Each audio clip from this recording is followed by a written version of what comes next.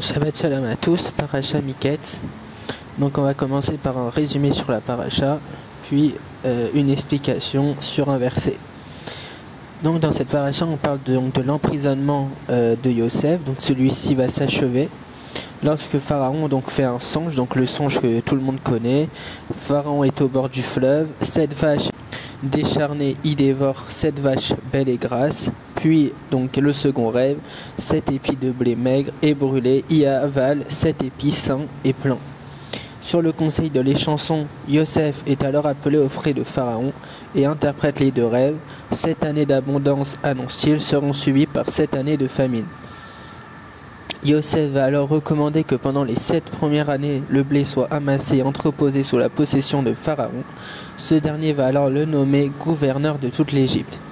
Yosef va épouser Osnat, fille de Potiphar, qui va lui donner 2 fils, Ménaché et Éphraïm.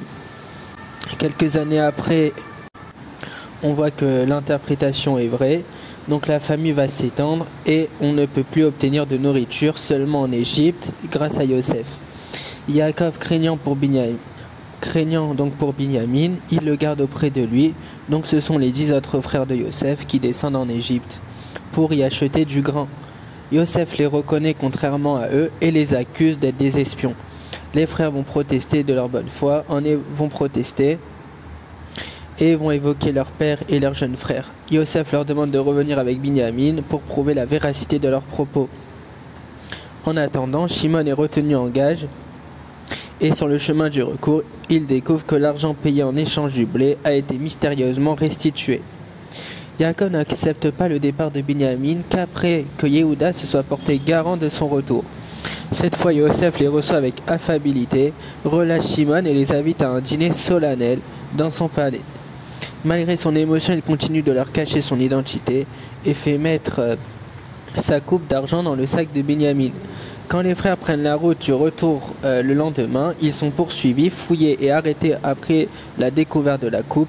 Yosef refuse d'entendre les arguments de Yehuda, il laisse libre les 10 frères et retiendra Binyamin, qui sera son serviteur. On va maintenant essayer de réfléchir donc sur le verset, sur le songe de Pharaon, donc qui dit « Et voici que du fleuve sortirent 7 vaches grasses et de belle taille, qui vinrent paître en fraternité.